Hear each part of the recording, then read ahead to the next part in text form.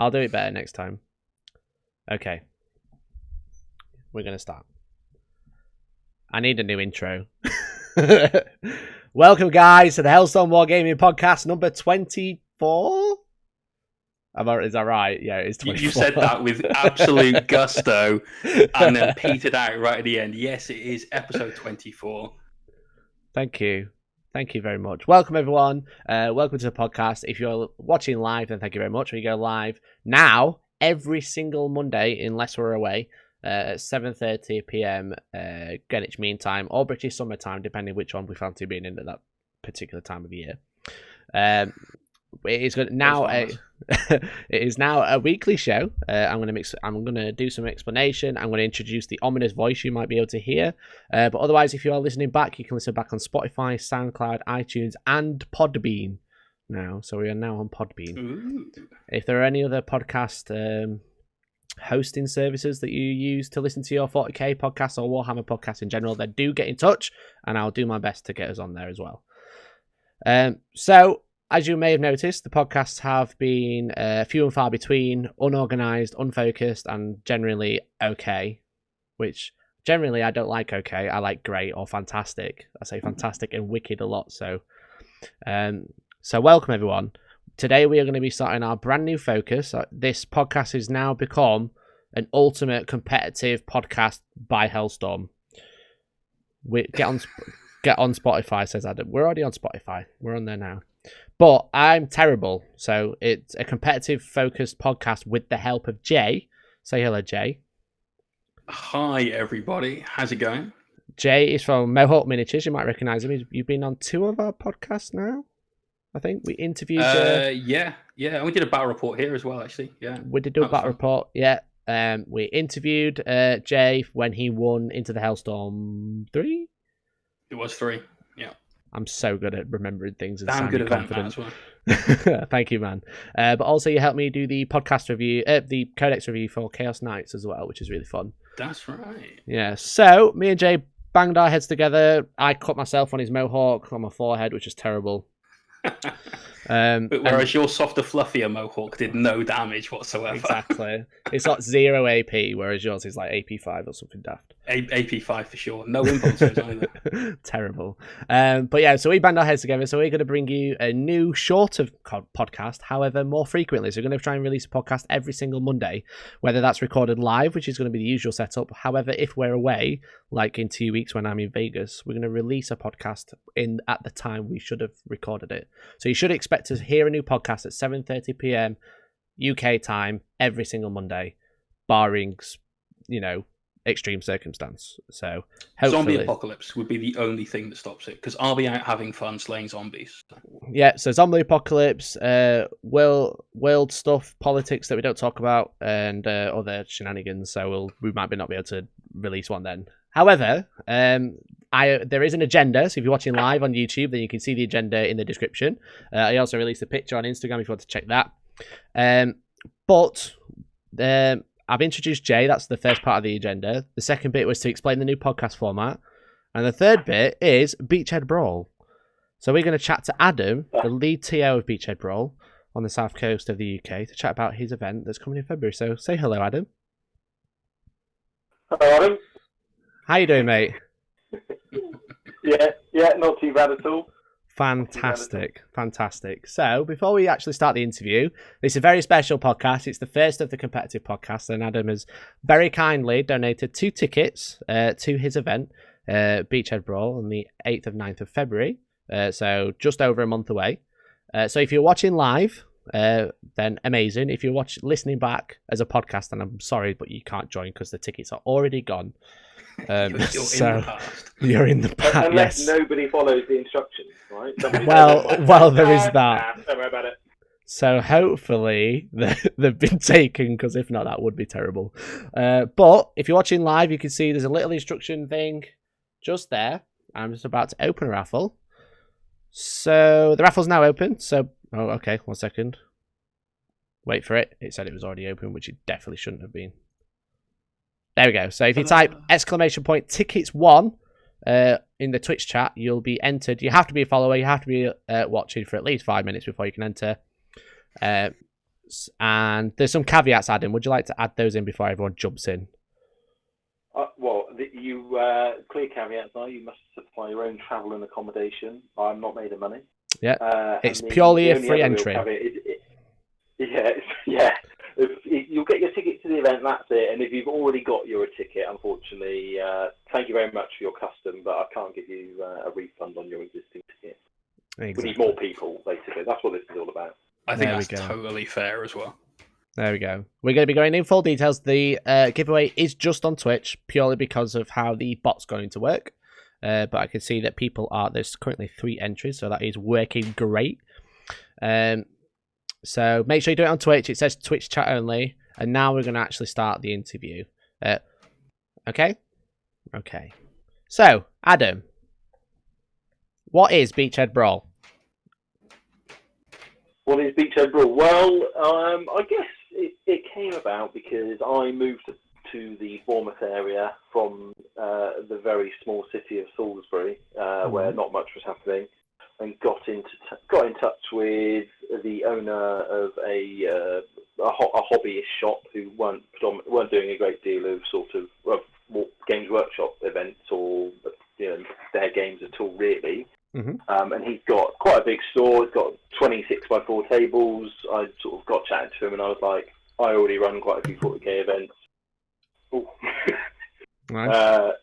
And then I offered to put on some events for him, and then the next thing I know, he's like, "Oh, we do this massive sort of hobbyist show every year in the Bic in Bournemouth. The Bic's quite a large venue. It's not dissimilar to the Birmingham version, but right next to the sea. Nice. So, and then the next thing I know, he's like, "Do you want to get?" Because I've obviously been running these events that are sort of mid-30 one-dayers.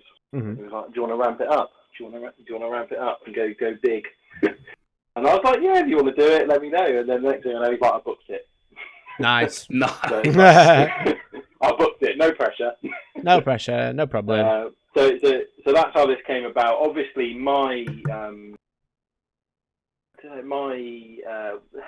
the desire for me to do it is because if you live in the south, you genuinely have to travel for large events. Like you're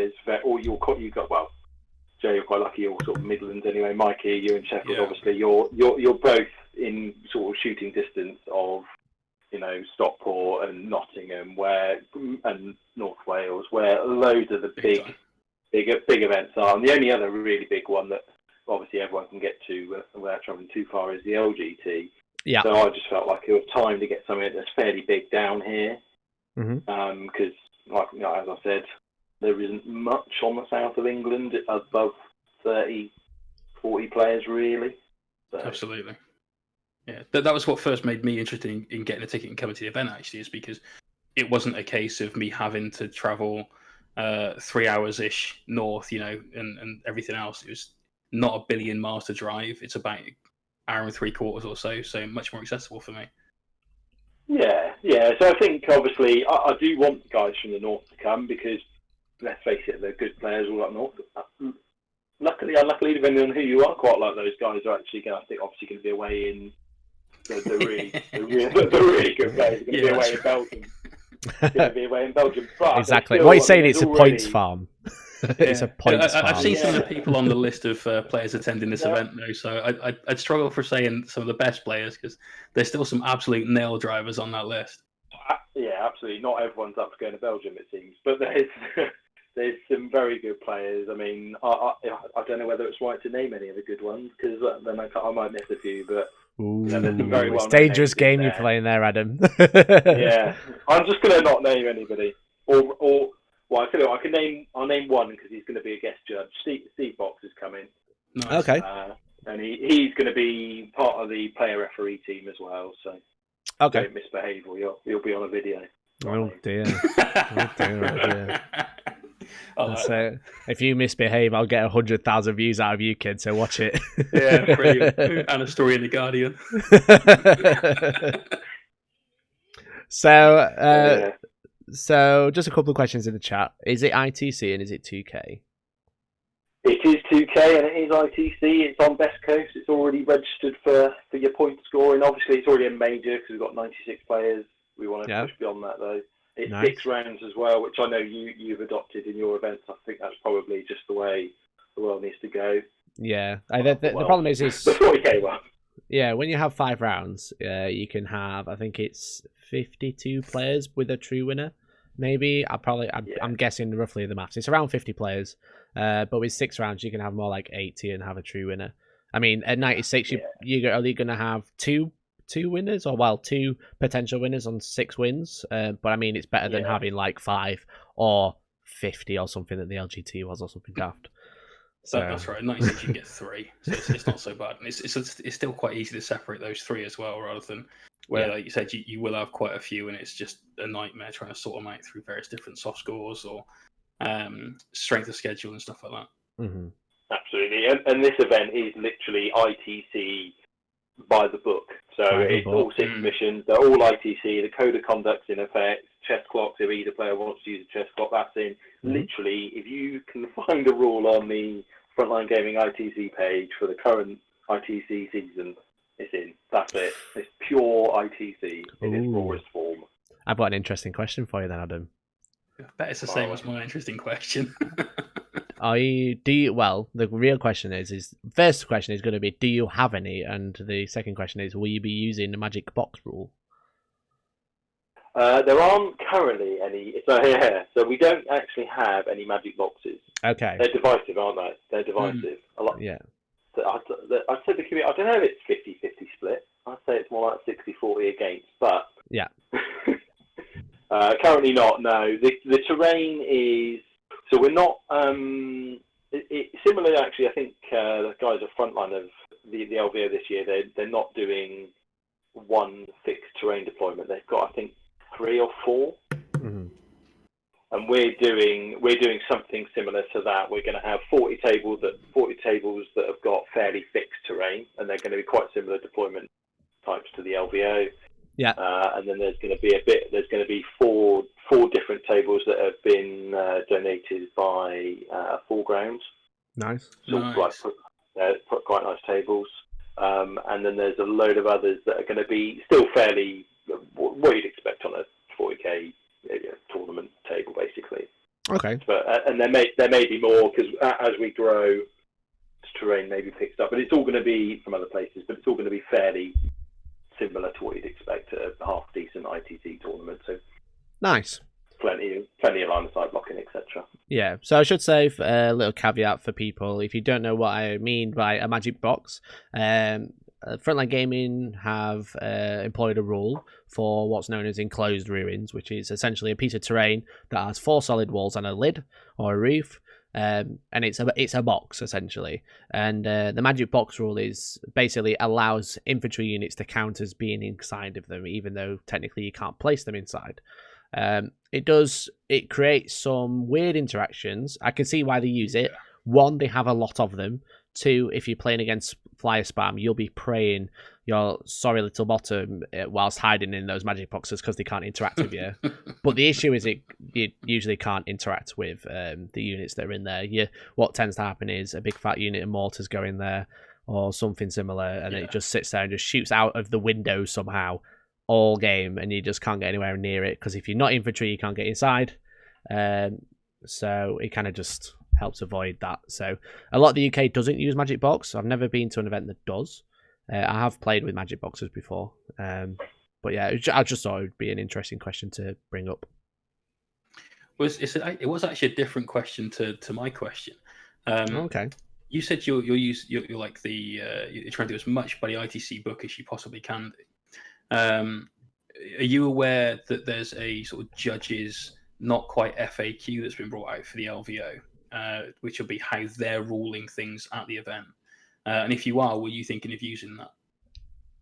I think I've seen it dropped. I haven't actually had a chance to read through it yet, but it's quite possible. So what I can say is there's a team of, we've got 9 sort of TO judging staff just for the 40k event.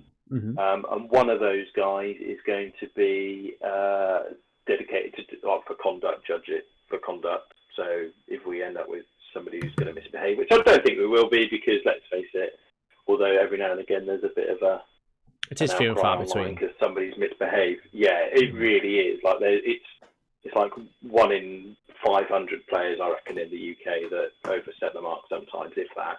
Really I'd stand by that stat. I'd agree with that. It's so small. Yeah. That I doubt very much it's going to use, and then we've got 5 player judges and then 2 or 3 sort of floor walkers. So there's going to be plenty of able bodies around to attend to the needs of the players if they do find themselves in a predicament. Mm-hmm. But yeah, no, in answer to your question, Jay, I haven't had a good enough chance to read through it yet, but yeah, I will. That's right.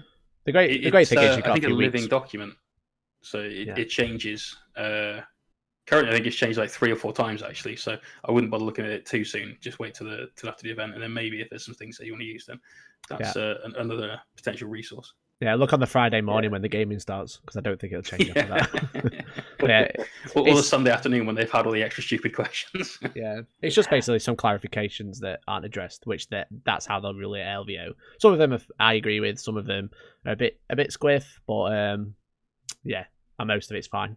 To be honest, I think.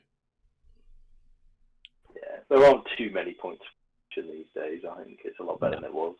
No, exactly. Yeah, quite definitely. Yeah, I think the main one, which is quite interesting, which a lot of the time gets ruled differently, is the Tau Ethereal ability. Do you know the Feeling of Pain? Can't remember what it's called now. Oh yeah, Sense of Stone. Sense of Stone, yeah. So basically, it's an aura ability. So units within 6 gain a 6+ ignore damage or damage prevention roll.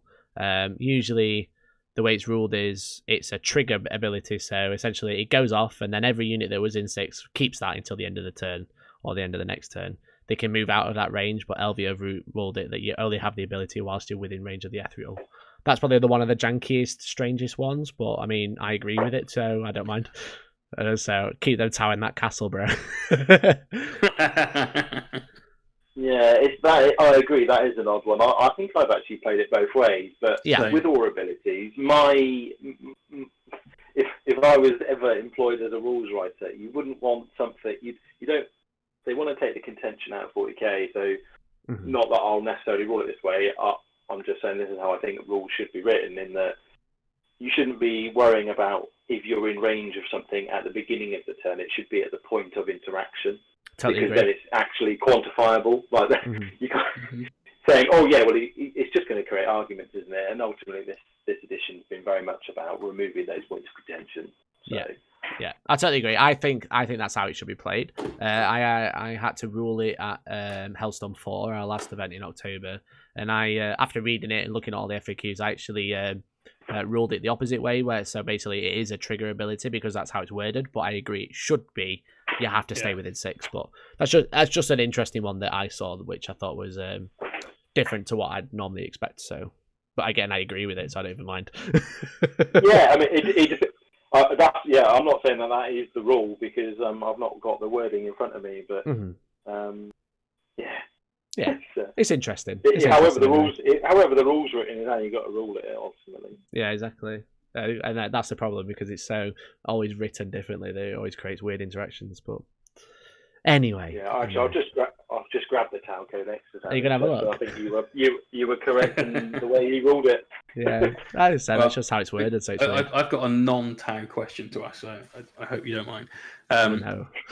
What's the thing you're most looking forward to about the weekend? Because there's quite a lot of things that are going on. It's not just an event, is it? It's a big convention. Is that right? Yeah, absolutely. So it is a huge convention. There's going to be cosplayers. So people dressed up as all sorts of, Space Marines. Nerdy. Yeah, well, I don't know if there will be any Space Marines. I think there's definitely going to be some Marvel characters. Adam, everyone's Space Marines these days.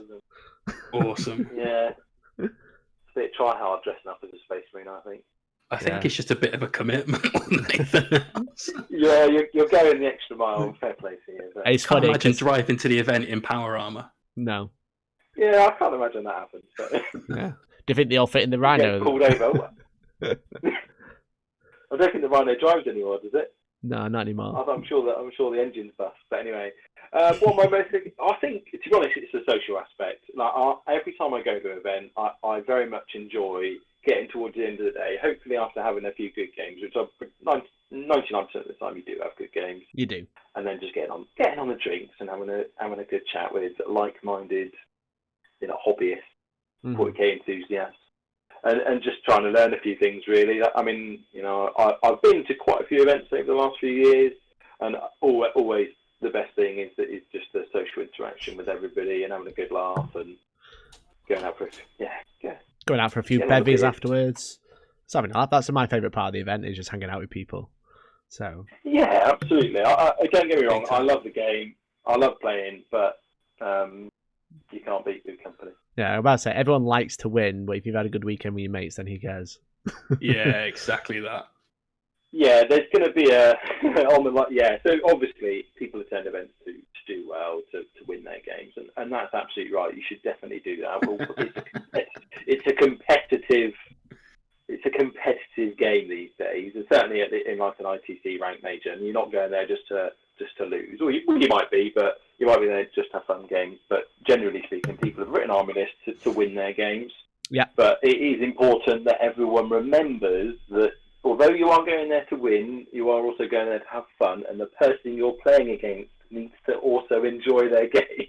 Yeah, exactly. It would certainly be preferable. So and I'm going to say this in the event, I'm going to do this, it's going to be publicised quite widely. Everyone just needs to remember, it's toy soldiers. It is toy soldiers. It really doesn't matter. There are bigger and better things to worry about, but your actions can have an effect on your opponent's weekend, and I would question whether or not, if you're going to ruin somebody's weekend because you are going to, be headstrong and argue something that doesn't need to be argued.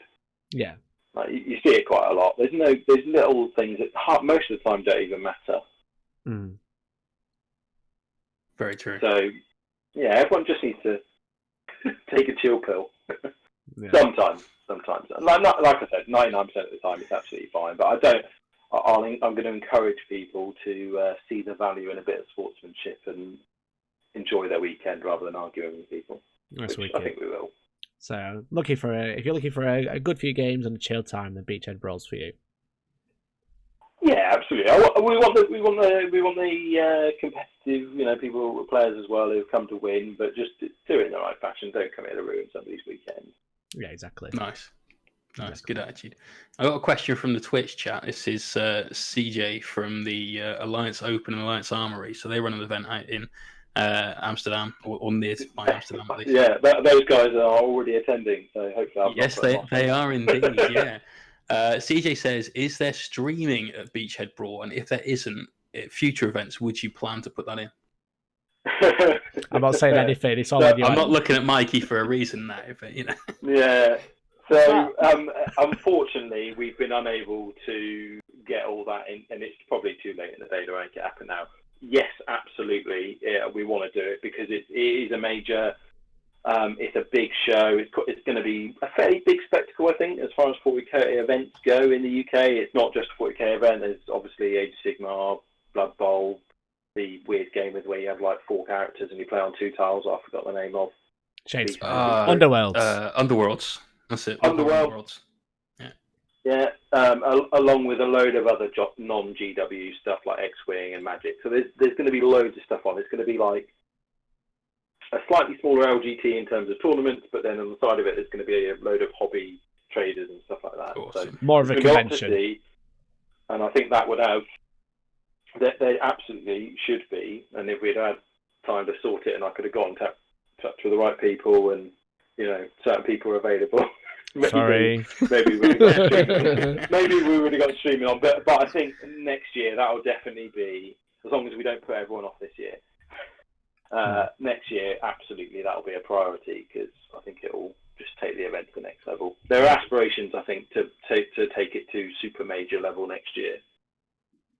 Awesome, amazing. Because we've only got one, I think, in the UK at the moment.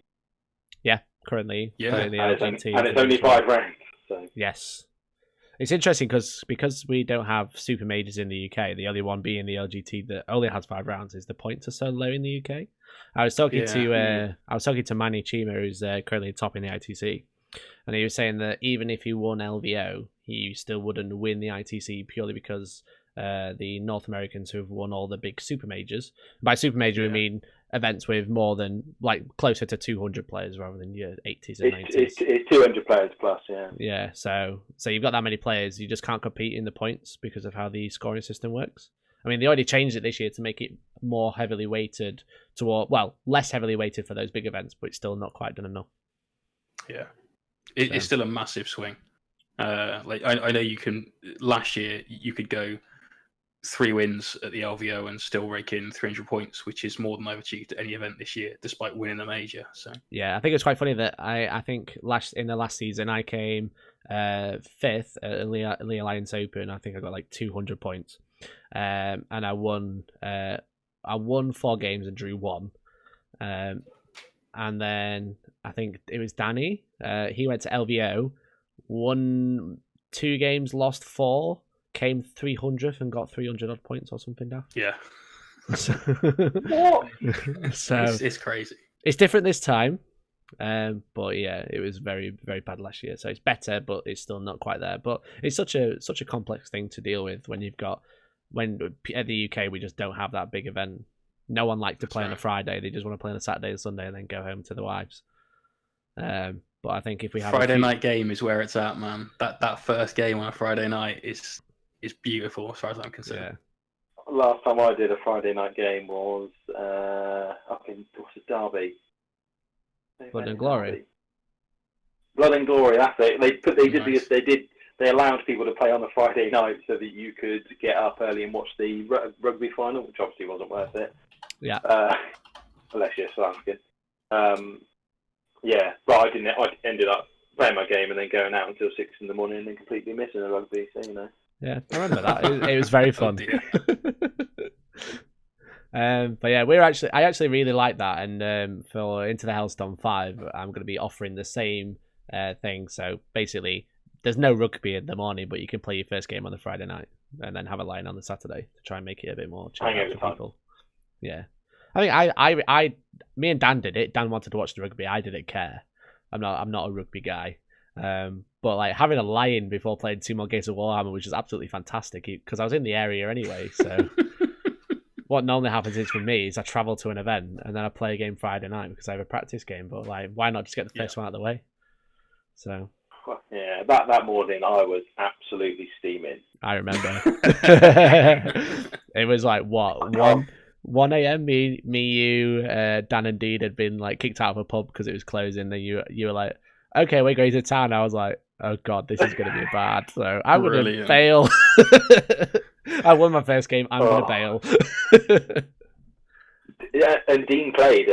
I think he tips up at like 9:30, like half an hour after the round started, and just talking to you that his alarm didn't go off, and then I had to play a ringer. His alarm didn't go off, and it also smelled of cider.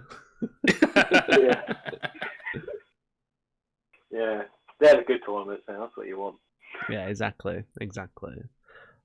So I think that's about all of our questions, Adam. Is there anything else you want to add about Beachhead Brawl and why it's so awesome and why everyone should be there? Well, what else can I say about it? Obviously, it's a major in the south, which is a big draw. I think obviously that there's not been a major in the south that I know of. So certainly south of London, I don't think there's much in the way of majors. So that's its main draw. It's going to be ITC, so it's going to be the first major in the UK of the ITC season. So nice. If you're going for those ITC points in the new season after the LVO, then this is a good place to be, really, because you're going to get, well, if you do well, you're going to get a fair few points. And it's before the pack will change as well, right? It's before what, sorry? The ITC pack will change, because usually they make adjustments during February. Yeah, so there'll be in the new season. It's everything but a year's worth of practice on, so. Yeah, absolutely. So, but obviously it's going to count for next season, so that's good news for somebody who might, have made a new resolution to do well in the ITC. The more I speak to people who've come to events that I've run, they're like, "Oh, I want to get into the top 50 this year, or let's break into the top 20," and they're all just trying to, improve on the last year's results. And I think there's quite a few 40k players out there now that are sort of have got those ambitions. I don't know about you chaps, but I'm trying to squeeze into the top 100 this year. Nice. I've not done as many events, the ITC events, as I would have liked. Have been GW ones, unfortunately, which obviously don't count. But yeah, I think I'm currently 102. Oh, you're right So there, me. close. On the cusp. Well, obviously, I've got an event in the end of the month. Nice, good for you, man. Nice. I'm taking Iron Hand, so. Of course. Oh, you really want the points? I need them. Yeah, it's quite funny because as part of as the channel, our team, we wanted to do best in faction challenge. So we all chose a codex, and we had to stick with it all year. And we had to try and get the highest faction. And I was first for Space Marines for so long, and then because no one else was playing them because they were terrible, and I was smashing events, having a great time. And then obviously some random codex came out and just ruined my dreams. Well, there you go. Oh well. I'm sorry, I've got no sympathy for a Space Marine player right now. You can just suck it up. 2005. It's their time in the sun, isn't it? Yeah. Absolutely. 2005, I bought the first codex. You can go away.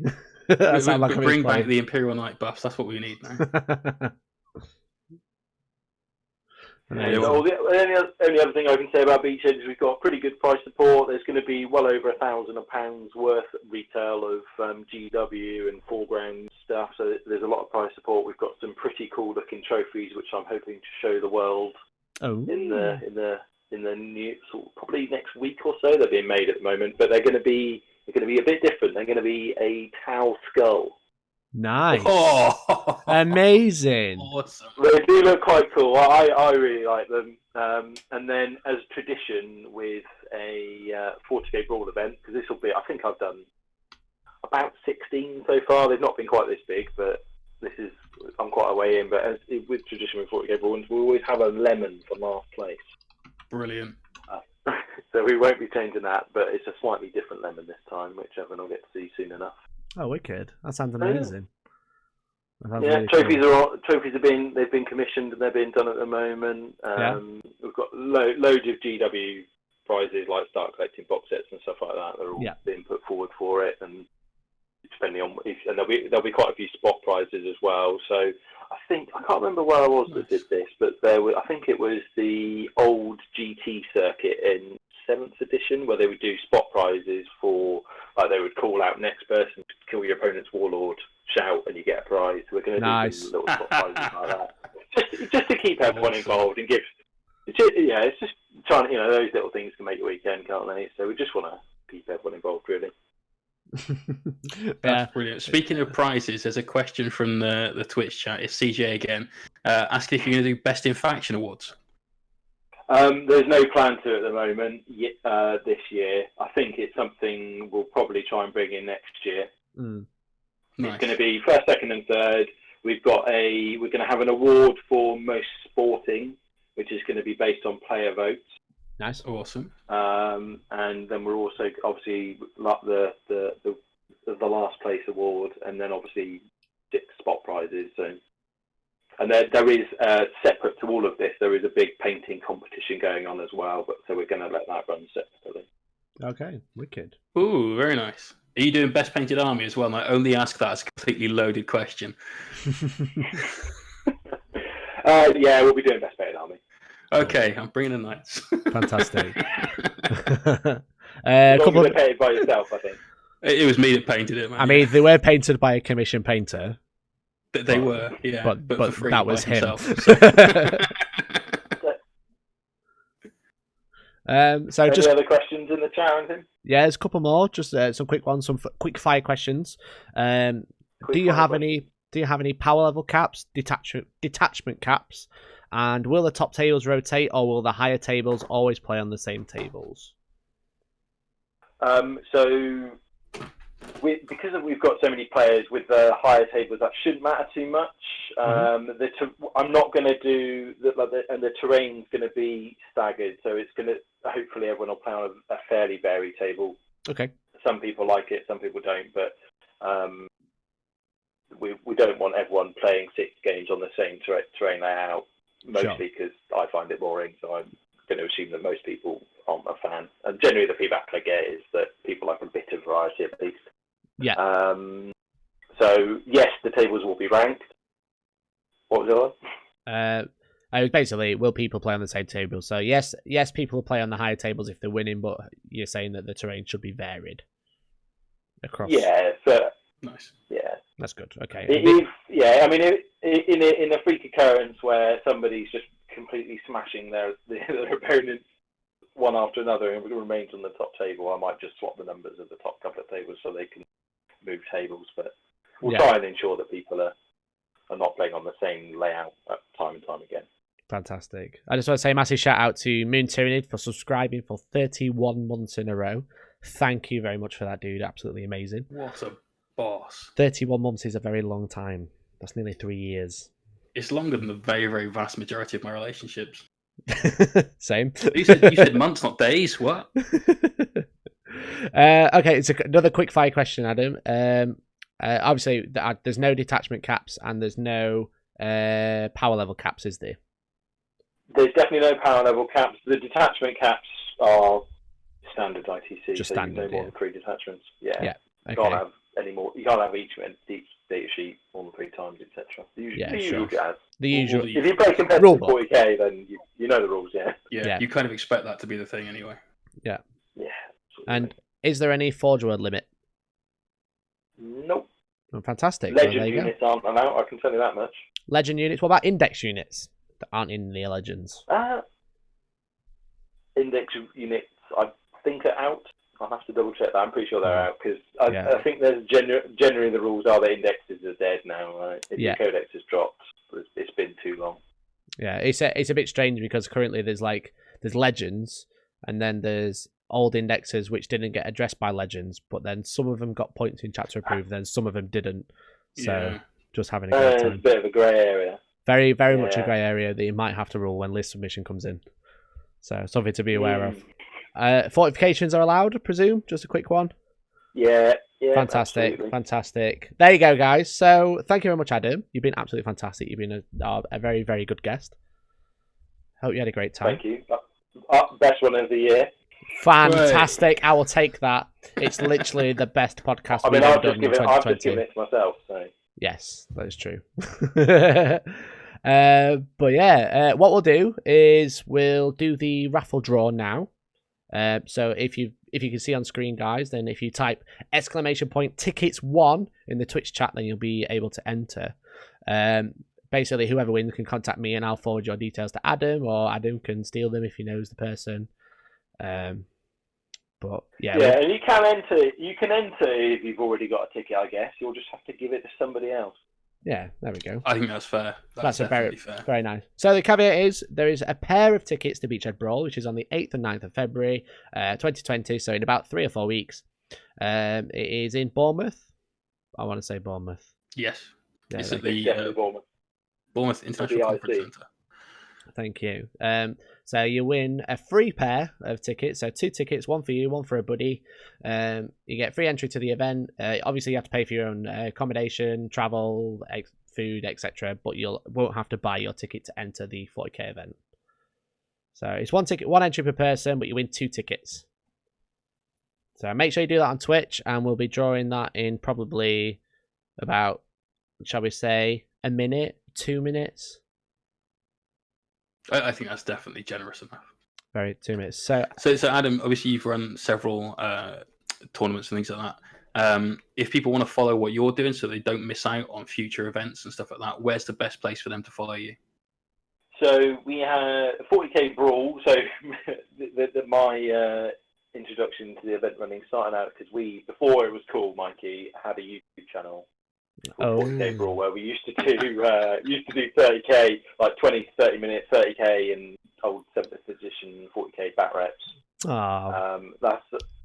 And then there were the 4 best friends. We all moved apart. I live in Poole, my brother lives in Southampton, and the other guys live at Salisbury and sort of Amesbury way. So we all separated, and I just dragged this 40k Brawl thing with me and set up the events page basically. So 40k Brawl events, but all our events are run out of Entoyment. So if you're looking for 1 days and probably a couple of 2 days in the coming year, Entoyment Wargaming Centre is a good place to look, and they run all sorts of events down there. So Age of Sigmar, X-Wing, Magic, Nice. all that stuff.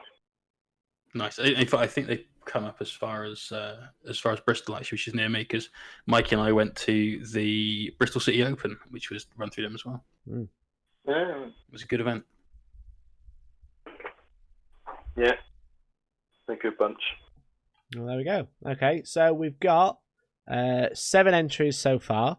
I'll do a final call out just in case anyone's not been added. We've got Crosbyization, Damien Pedley, Hellstorm Dan, even though he told me he couldn't make it. Shaky Tom 34. I'll redraw Paul Dan. Bespoke He's going to give Hero. it to you and your missus as an anniversary gift. Fantastic. That would be quite funny. Nick McDade and Valkyrie. So they are the 7 entrants. I can see that King Huey is trying to enter. There you go. King Huey's just entered. Any final takers? I'm going to give him a 5. 4. Very slow seconds. I was waiting to see if you knew what the next number was. It's 3 and a bit, innit? Something like that. Okay. I'm going to close the raffle now. All right. Good luck, everyone. Fantastic. The winner is Hellstorm Dan. Wow. So let's try again. We'll repick a winner. Shaky Tom. Shaky Tom 34. Fantastic. Well done, Shaky Tom. I believe I know which Tom that is. You've just won a pair of Beachhead Brawl tickets for you and a buddy, or anybody. It doesn't have to be a buddy. It could be a companion. It could be some random person you find on the street. As long as they come in to play 40k, that's fine. So get in touch with me. Arch nemesis. Yes, bring in Arch Nemesis and challenge Exactly them to that. a duel, a battle to death Yes. outside of Beachhead Brawl, as long as you pay for your own accommodation and travel. Chainsaws at dawn. So there you go. If you want to, I think it's still here. There we go. There we go. So if you want to drop me a message, and we'll get that sorted, and I'll get you in touch with Adam and stuff. So there you go. Well done, Tom. Thanks, Tom. Well done, Tom.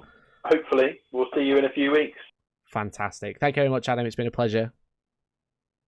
Cheers, Mikey. Cheers, Jane. Take it easy, man. I will see you at the Brawl. In 3 and a bit weeks. 3 and a That's bit right. weeks. Take that. Looking forward to it, man. Cheers, guys. Cheers, Peace mate. out. Okay. Hey, hey. Hey, we'll put that back on.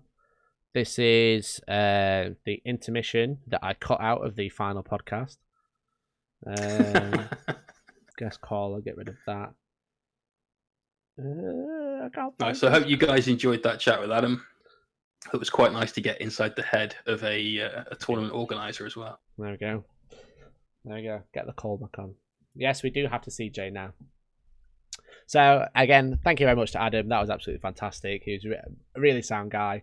Hopefully, guys, you enjoyed that interview. However, if you've checked, we're going to be carrying on in the agenda, which you can find in the YouTube description. So, what we've got left, we're probably going to have to quick fire some of it because we overran just ever so slightly. But we have Caledonian Uprising, about how I did, generally about the event. And then we're going to be doing the Premium Community Group question time, which is special questions asked by the guys in the Premium Community Group, which we'll be answering at the end of every podcast. So, sadly, there's no time for food review. Food review will be returning at the end of the month, maybe the beginning of February, because I'm going to have to post Jay some snacks in the post. We have to find gluten-free ones as well, so it makes it slightly difficult. Yeah, well, that is true. Yeah, I didn't even consider that. So, gluten-free Challenge. snacks, everybody, for the beginning of February. So, Jay, So, Mikey. you've never done an interview by yourself on the Hellstorm Wargaming podcast ever. Your first No, interview, but I think I'm about to. your first interview started about 40 minutes ago. So, obviously, I went to Caledonian Uprising this weekend, which is an 83-man ETC style event. It was based at Element Games in Stockport, which is basically Manchester, for those who don't know. Mm-hmm. I went there. I took a list. I used this event as a practice for LVO. However, I can't interview myself. So Jay, my special co-host, is going to be Definitely special. taking the reins. So, good luck, Absolutely. Jay. But if you want to ask me anything about interviewing, then you can. I'm very, very professional and very good at interviewing, as you probably know. That was a lie, but there you go. But yeah, so it's all good, brother. We'll muddle through it one way or the other. I'm pretty sure. So 1 second, let me get obviously, you've been to the event. I hope you had a good time. It sounded like you had a good time, at least. Except for being extremely tired, because I've had a big weeks on the run-up. Okay. I had a great time, yeah. So Caledonian's run by Tim and Tony Chu. Tim King and Tony Chu. They've been running that event. This is the 10th year. Which is yes, it was. Yeah, it was their 10th anniversary. Yeah, of that particular event. So they've not they've not been running one event every year. They've been running multiple events, but they've been running that particular event in January for 10 years, which is pretty insane. Yeah, it sold out lightning fast as well. I really wanted to go. It's my birthday this month. I feel it'd be a really good way to get one last tournament in before the end of the year scores. But no chance of a ticket. And I think even you had to get a ticket that was resold back or something else, didn't you? Yeah, so they basically run two events of its style every year now. So they have another ETC one in the summer, known as Caledonian Revolution. I think it sold out in like an hour or something like that. But yeah, I bought a sellback because I can't plan that far ahead anymore. It's just manic. So I have to, if I want to go to an event, I look at the page maybe 2 months before. I can't buy a ticket 6 months in advance. I'm terrible. I'm very terrible. Fair. That's totally fair. Now, I appreciate that the list that you took, you are planning on taking to the LVO with perhaps a change or two here and there. Yes. But are you okay to tell everyone that is listening what you took so that they've at least got a point of reference for the rest of the segment on the event? Yeah, sure. So I posted the list in the Hellstorm Premium Community Groups. If you're on there, you might have already seen it.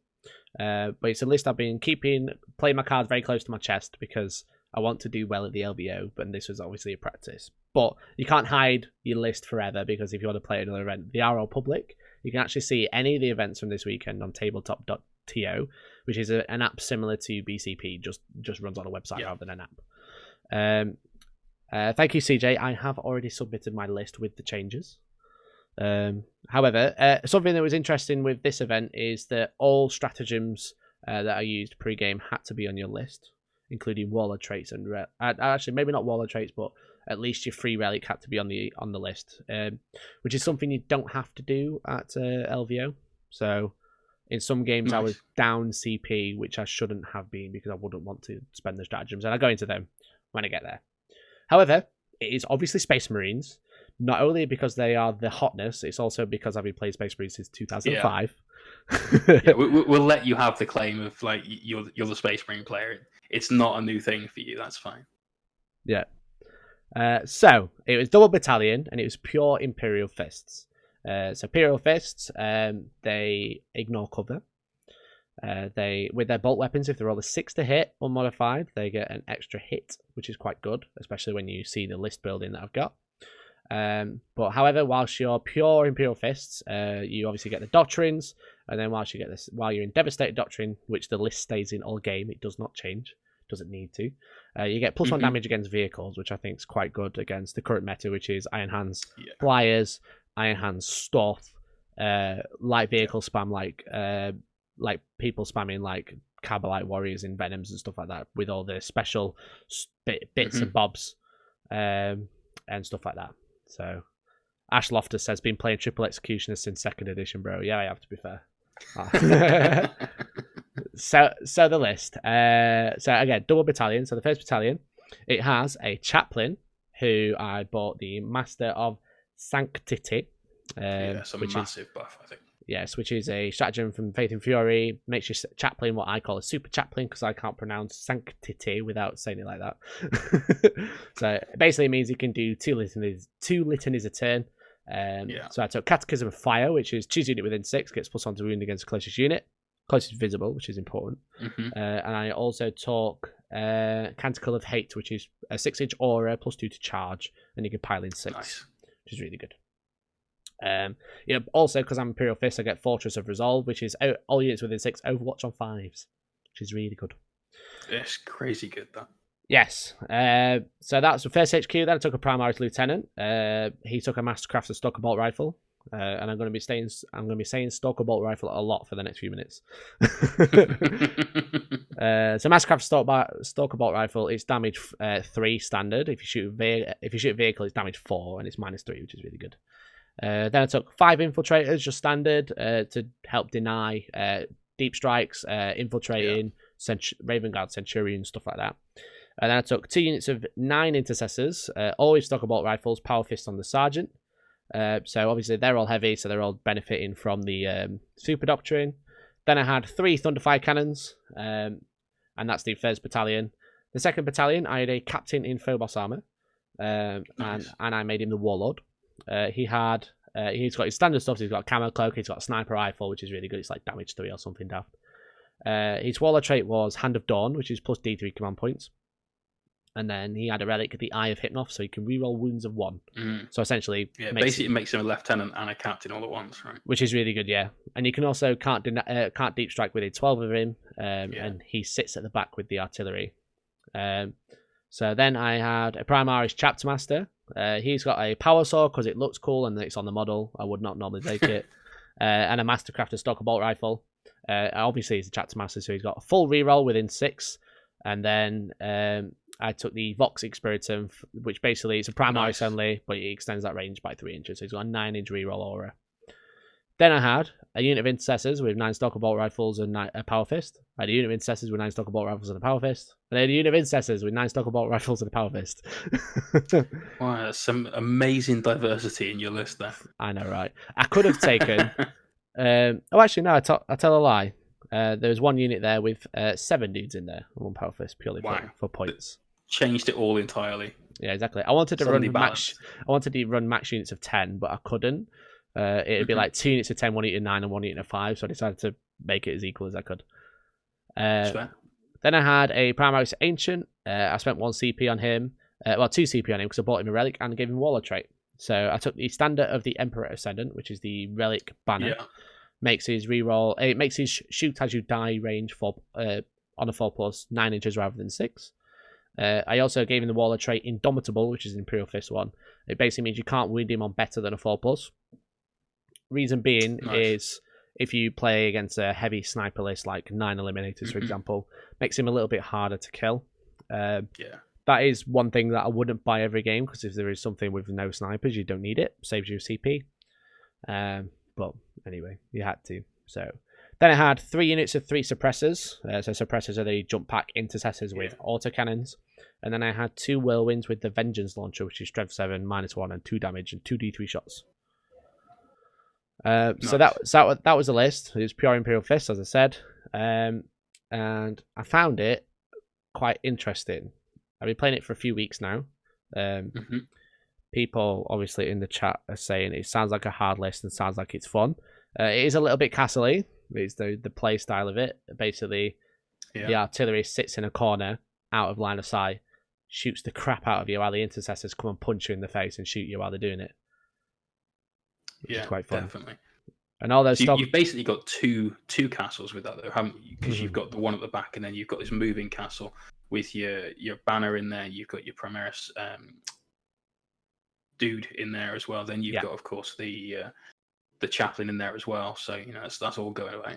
Yeah. So as you said, the usual play style would be I have a horde of intercessors, which all have 2 wounds. They've all got Stalker Bolt Rifles, so they're strength 4, -3. 2 damage or or 3 damage against a vehicle, which is really, really good. They walk forward with a banner, so if you shoot them, they shoot. If you shoot them, they shoot you back. One unit will have +1 to wound against the closest visible target, which comes in really clutch. So you win your stuff on 5s rather than 6s. If it's heavy, or you win it on 3s or even 2s if it's quite light. And then I have an artillery castle, which just, like in ITC, when there's so much line of sight blocking because all the windows block, like artillery is just absolutely insane. And then it ignores cover as well. So it's literally like, for artillery, I sit in a corner, you can't see me, and I essentially have an open board to shoot back at you. You may as well be playing Planet Bowling Ball against it. Yeah, it's really good as well. And we'll talk about your matchups very quickly in a bit. Mhm. But obviously, in mirror matches, Thunderfire cannons are really, really prevalent in Space Marine lists Mhm. because you're also ignoring cover, and most people put their Thunderfire cannons in a building out of line of sight, out of the way. You're going to win that battle. You can take out their artillery before their artillery really gets a chance to impact the game very much. So you've Exactly. got yourself a one-up straight away in that kind of environment. Yeah, and the +1 damage as well makes a big difference because you're Yeah. 2 damage, so you only need to get 2 wounds through, whereas it's 5 to wound against an opposing Thunderfire cannon, whereas they need to get 4 wounds through. It's still 5 to wound, but then I have usually a 1-up save against it, whereas they have more like a 4-up. Well, with the minus, I'd have a 3-up save. They'd have a 4-up. Exactly. But what I'd usually do is I would hit it with a Whirlwind first to do 3 wounds to it, and then I'd hit it with a Thunderfire cannon just to make sure, because wounded on 5s is not great. Yeah, definitely. So the Whirlwind is the same AP, but it's 3s to wound rather than 5s. Nice, dude. So before the event, I asked you a couple of questions. You did. Basically, trying to get inside your mind before you put the list under serious fire. You say you've played it a few times, but we all know there's a little bit of difference between most practice games and a full-on tournament setting. Mm-hmm. And you mentioned that there was some bad matchups for you, which you said Knights were tough. Having played Imperial Fist, they're not quite as tough as you'd like them to be, unfortunately, I think. Yeah. The mirror match against Fists and Triptide, did you have to play any of those? So, I had a practice game with Danny on the Friday night where I played against Chaos Knights, and they were really tough to get through. I ended up tabling him turn 5, but in the mission format, he ran away with points. I think the final points before we did the 20-0 system was like 39-20 or something like that, or maybe even more. It might be like 39-15 or something daft. So he got a 20-0 win, but I had most of my army left. Danny, you absolute boss. Well done. Yeah, because he's running triple thermal cannon Knights, Chaos Knights, and then using a unit of obliterators with all the buffing characters as Alpha Legion, using the new Conceal strat, which is very interesting for some armies that we'll talk about in a bit. And there's just like, you can't target the obliterators unless they're the closest unit. It's essentially the same as Cloud of Flies. And there's a knight right in front of your face. There's 3 knights and 2 characters, so even if you get through the knights, you've got to kill a character at a time. They have essentially, like, it's the same as character rules, but characters block this concealed unit. Brilliant. So it's really, really strong. So basically, it says you can't target that unit unless it's the closest visible unit, which it will never believe if you play it right. Nice. Dan says that's the best he did all weekend. Yeah, I saw your scores, Danny. I'm gutted for you, man. Yeah. I hope your games were fun, though. So you've covered that then. So you did play against Knights, and whilst you did well on the tabletop, at least, then the scores didn't reflect your domination of the enemy. Exactly. I also played against Flyer Spam. And what was the other one? What was the one I said I didn't want to play against? A mirror match. Which the Flyer Spam, I imagine, was going to be Eldar or Iron Hands, but I actually played against Imperial Fist Flyers with 3 Thunderfire cannons, which was very, very tough, and that's one of the games I actually lost. I can totally understand that. They've got mobility. You can't hide your Thunderfires. You can't kill all of those planes before they come over and just get to you, and that's kind of that. That wasn't the issue. The issue was that was it not? That I played Marcus. He's a great guy. He played in the LGT Invitational, stuff like that. I think he finished in the top 5 as well. I think he did. Yeah, let me just double check. Marcus came 4th. Yeah, so he won 4, 1 lost 1. The issue was that his 3 Thunderfire cannons and the Flyers destroyed all my artillery turn 1. The Thunderfire cannon couldn't be seen, but I couldn't see the whirlwinds. He could see the whirlwinds, but his Thunderfire cannons perfectly killed my Thunderfire cannons. And once I have no artillery, it's just rubbish. But yeah, I managed to kill. I killed all of the Flyers. I killed most of his infantry. He basically, at the end of the game, he had like 2 characters left, 1 unit of scouts, and his 3 Thunderfire cannons, and I had most of my infantry left. But it was basically the same as what happened against Dan, is that by the time I dealt with the threat, I didn't have time to get any points. Yeah, a little bit late. Yeah. Unlucky, man. Unlucky. Yeah. So one of the questions I asked was, where did you think you'd place? Mm-hmm. And obviously, everyone wants to win. Everyone wants number one position. Mm-hmm. Obviously, that didn't happen for you, which is a shame. You finished 3-2. I did. Going into your next tournament, which is, of course, the LVO, having played the list several more times in a very sort of high-pressure environment, and obviously you have until 5 o'clock tomorrow morning to make any amendments to your list before that's got to go. With the extra experience that you've got, do you think you'll now be able to get maybe 4-2 or 5-1 at the LVO? Do you think you can get 6-0 and advance to day 3? In all honesty, if I go first in 6 games, I could get 6-0. So I tell everyone that about my army. Yeah. The issue is that I can't bank on going first in every game. And if I do hit any mirror matches and go second, it does put me on a bit of a back foot. As I said, like the games, like against Marcus, as I said, he went first. I lost everything that was like long range, didn't need line of sight. We're playing on what the Glasshammer have like a standard terrain that they provide. It's like 2 big L's in the middle, a couple of L's in the corner. By L's, I mean like L-shaped buildings that are like multiple level, block big with line of sight blocking. The 2 in the middle can block planes, for example. Nice. But I'm basically hiding in a corner in one of the big L's with most of my army, except for the whirlwinds that didn't fit. And then the problem is when I lose my essentially shooting that doesn't need to see, then I'm chipping away targets, but I'm having to move, and intercessors are good, but they're slow. They're not super mobile. Yeah, exactly. So basically, I did to Marcus what Marcus did to me what I would have done to Marcus had I gone first. I would have killed all of his Thunderfire cannons. I would have killed a flyer or 2. The flyers didn't do a major amount of damage. They were killing intercessors, but I was shooting them straight back because my intercessors are winning on 5s. They only have a 6-up save against me, and I'm 3 damage, and they only have 10 wounds each. Yeah, that's true. And you got the banner there as well, so even his turn, you're doing damage too. Exactly, yeah. Imperial Fists have a stratagem known as Tank Hunters. For 2 CP, they get +1 to wound against the vehicle. I have the Chaplain. He's casting Cataclysm of Fire, so 1 unit is +1 to wound. So I'm winning a flyer with 2 of my units. I'm winning on 4s, or I can make one of them wound on 3s, which is really, really clutch. The issue was, I think, like my first turn, I killed 2 flyers. After he killed all my artillery, then my turn 2, I didn't kill anything, which was just bad. Oh no, that hurts in an ITC game as well. Yeah, 3 units of suppressors come down, back up all the intercessors, are like, yeah, let's kill everybody, and then I think I killed a unit of eliminators. So that was the thing as well. He had 3 units of 3 eliminators, so I had to like really, really backline. Basically, where he deployed his eliminators, I deployed all my characters just out of range for turn 1. Just out. Yeah, so they have a 36-inch range. They move 6, which means they have a 42-inch threat range. I put all my characters 42.1 inch away turn 1. Yeah.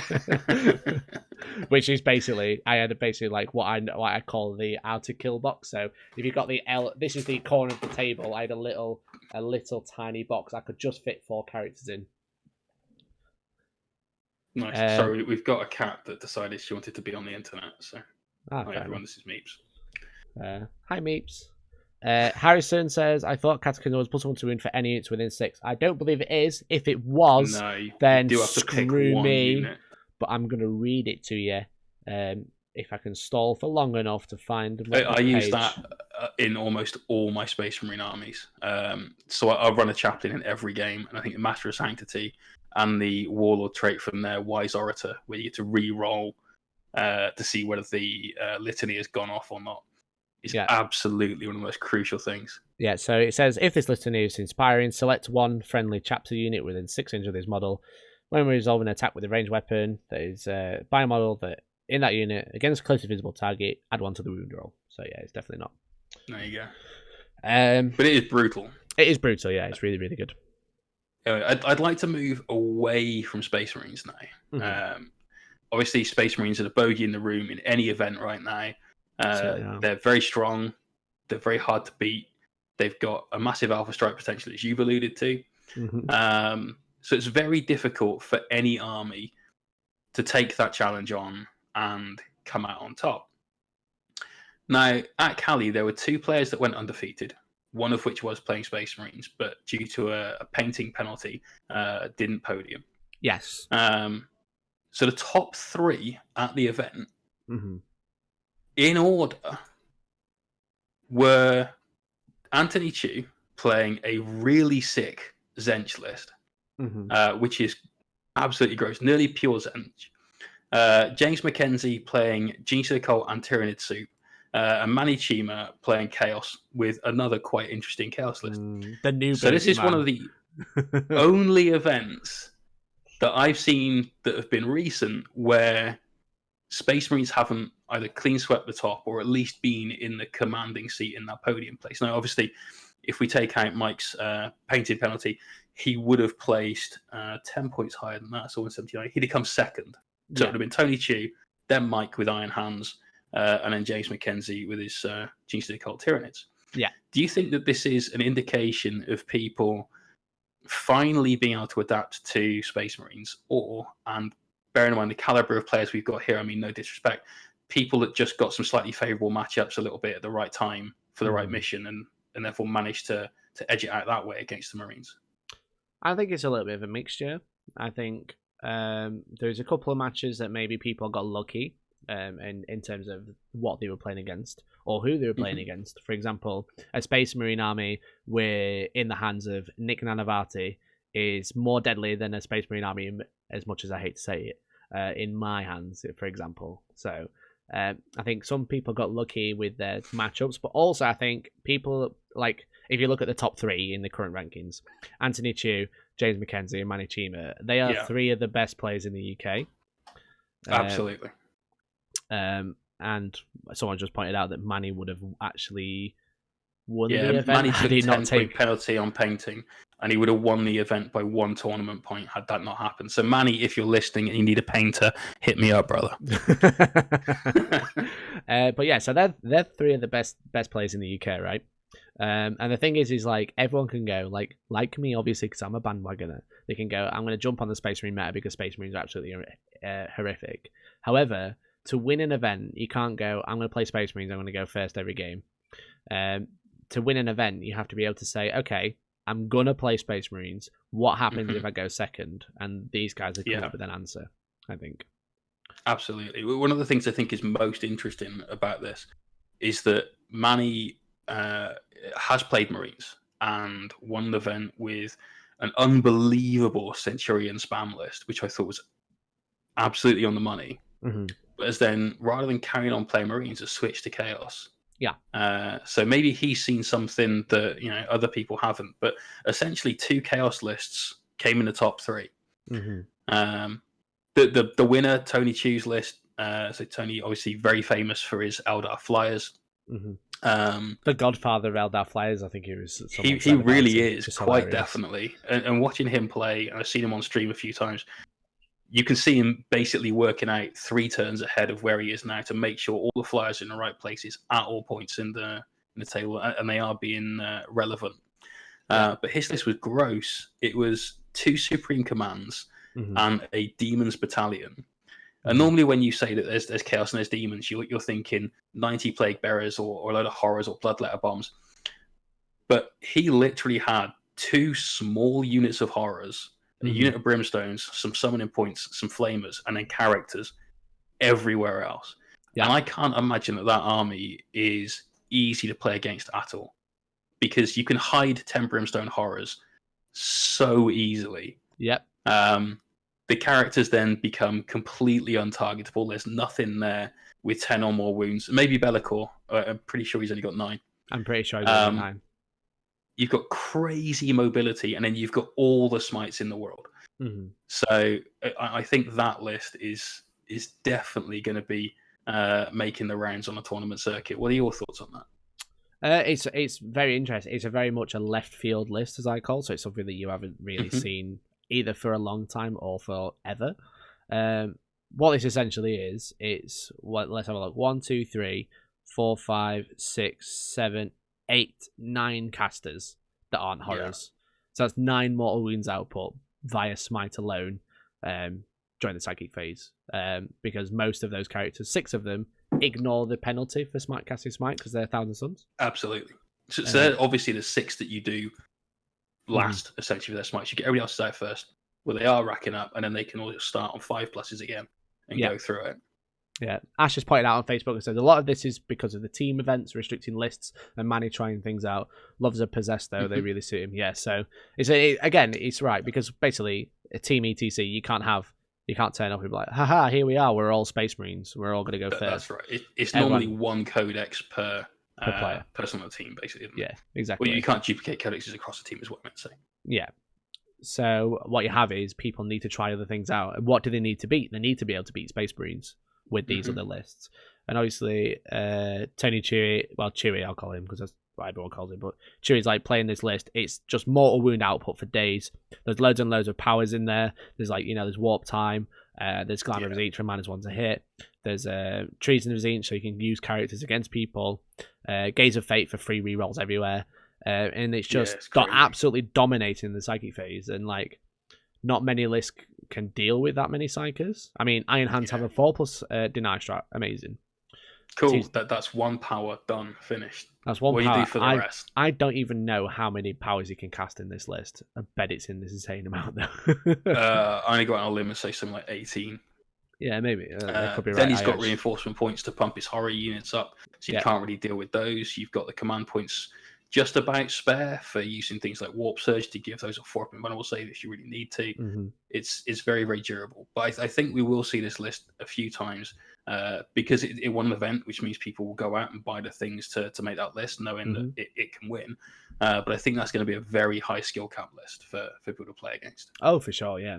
He must have had a lot of reps in with that. Yeah, it's maybe something for a couple of events in a few weeks. I don't think people are going to be able to go, oh, that's a really good list, I'm going to buy that for the LVO, because they've got to paint it, build it, paint it, and practice it before, and it's like a week and a half. But it is a very cool list. I don't know how I'd deal with it. Hide for days, I guess.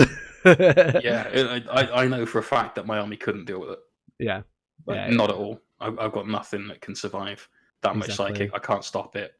And I can kill a character a turn if I maneuver right, and that's it. Yeah, exactly. And he's got I know Bellacor's insane in combat. He's got 7 attacks at damage 3.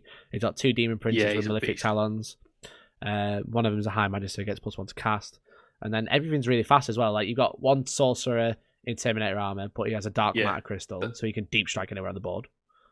And you've got 2 exalted sorcerers and Araman that are all on discs. The demon princes are the slowest thing, but they can get dark matter crystalled, I suppose. Yeah, exactly. And you've got warp time buffing all of that as well. And to be honest, if I was going to use DMC, I'd probably just stick it on the unit of brimstones, throw them somewhere you can't see them, like a magic box, for instance. And therefore all your characters are then completely intargetable for the rest of the game, which is crazy strong. Yeah, exactly. So anyway, that was Tony's list. He won the event. That was the winner. I want to briefly touch on Manny's list, because he's gone with something else that's kind of the new hotness right now, which is the Possessed bomb. So his list was an Alpha Legion battalion, which is pretty tasty anyway, a Disco Lord, which I have no greater hatred of a model than that one right now. Yeah. Master Possession, because it's an absolute no-brainer for anyone that's taking a large amount of demons. Yeah. Dark Apostle Disciples, some Barash units of Chaos Marines, and 20 Nurgle Possessed. So they're super strong, very tough. They've got all the buffs from that and the Demonkin Ritualist detachment.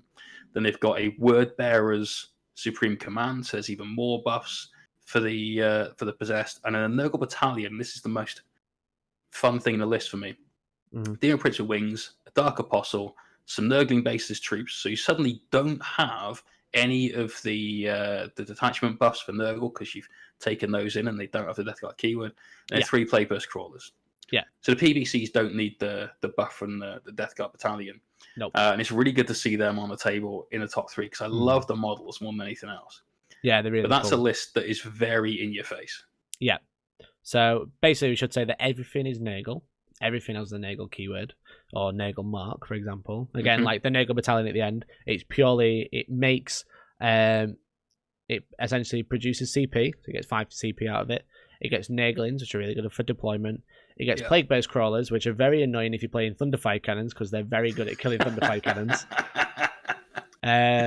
But what's interesting is the new Chaos Dark Horse Hotness, which is the 20 Nagel Possessed and the Lord Discordant as Alpha Legion. So Alpha Legion being -1 to hit over 12 inches.